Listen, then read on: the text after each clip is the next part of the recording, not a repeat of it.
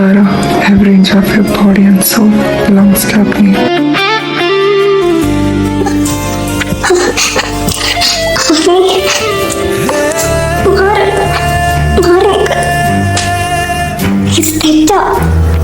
അമ്മ ഞാൻ തൊട്ടപ്പോ നിനക്കിത് തെറ്റായി തോന്നിയില്ല താര.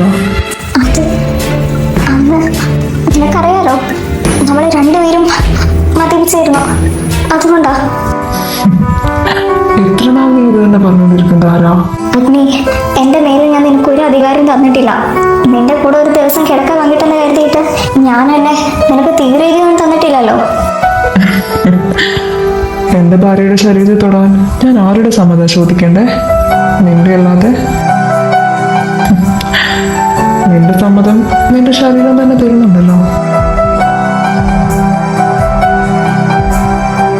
അല്ലേ താര? ഭാര്യയോ? എന്ന് മുതൽ അഗ്നി ഞാൻ നിനക്ക് ഭാര്യയായത്? അന്ന് രാത്രിക്ക് ശേഷമാണോ? എന്റെ ശരീരം കൊണ്ടാ നിനക്ക് ഈ ഭാര്യ സ്നേഹമെങ്കിൽ എനിക്കത് വേണ്ട. ചതിയിലൂടെ നീ ഒരു താലി കിട്ടിയെന്ന് കരുതിയിട്ട് ഞാൻ നിന്റെ ഭാര്യ ആവില്ല അഗ്നി. ഈ വിവാഹത്തിന് ഞാൻ ഒരു വിലയും കൽപ്പിക്കുന്നില്ല.